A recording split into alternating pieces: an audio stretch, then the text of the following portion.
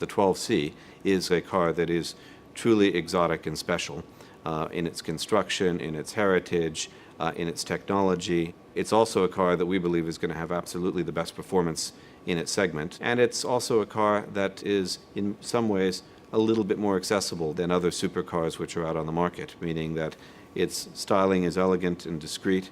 It's not too overstated, although it's clearly a mid-engine sports car and it's evocative. And it's easy to use. It's got a big boot, it's got space inside, it's comfortable, it's safe. You can drive it every day.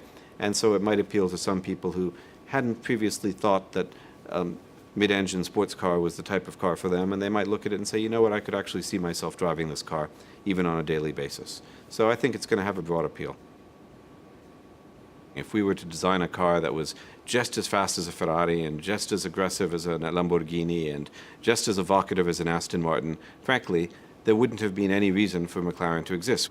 For a manufacturer to come in and say, we're going to make a car that's just as good as, is not good enough. We had to do something that was substantially better. We're McLaren, so this is a car that's more compact on the outside, but roomier on the inside. It has got the highest power in its segment, but also will have the best fuel economy and CO2 in its segment.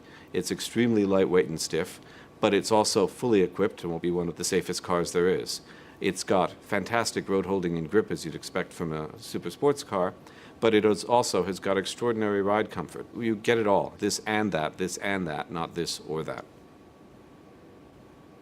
Every single component in the car, whether it's the engine, the chassis, the suspension, the gearbox, the switches, the instrumentation, the telematics, is purpose designed for the 12C. Nothing comes off of any car, because that was the only way that we could guarantee that we'd be able to achieve performance that was head and shoulders beyond what the competitors achieve. There's very little that is relevant that is a pure technology that comes off of the Formula One car that's directly applicable to a road car.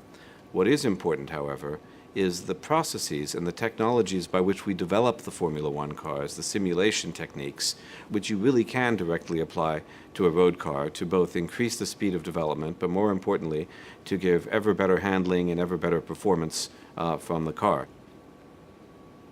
We have a tradition of designing cars that endure, that last in 10, 15, 20, 25 years from now. It still looks contemporary, it still looks well proportioned, and it still looks as if it was designed for a purpose. And the purpose in this case is to have fantastic driving enjoyment and have a car that's aerodynamically efficient and is easy and practical to drive.